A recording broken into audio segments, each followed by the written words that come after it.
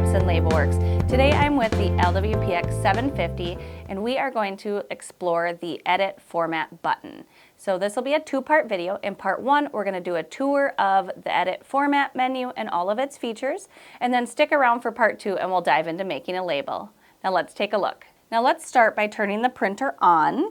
And then the Edit Format button is this one here with the A in a box and a wide A and a little italic A. So we'll tap that menu button.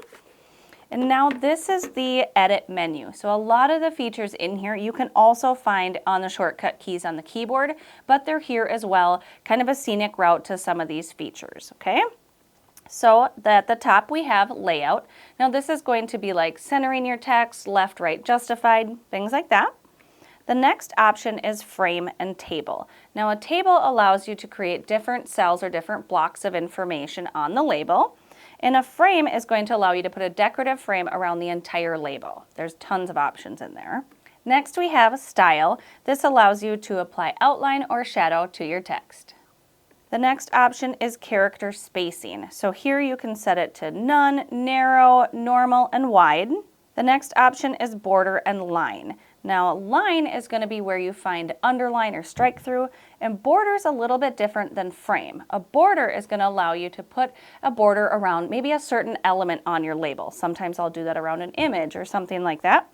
There's also some background options in here that you can apply to your label as well. Okay, the next option is Character Width.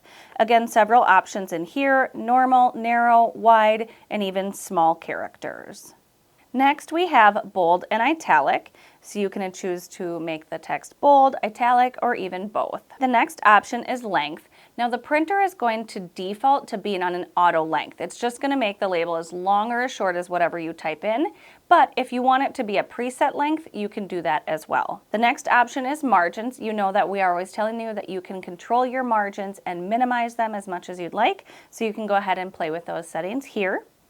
The next option is Orientation, whether you want the label horizontal or vertical. Next we have Font Size. Again, it's going to auto adjust if you leave it on the default setting, but otherwise you can certainly adjust it and set them accordingly. And last but not least is the Font option. Now this printer comes with 14 fonts preloaded in it, so you can play with lots of options here. There's sans serifs, there's some Gothic fonts, there's Romans, and a few different script fonts for you to choose from. So go ahead and make that label however you want it. Well, that was a tour of the Edit Format button. Check out part two of this video to see how we apply those features to making a label. Thanks again, and happy labeling.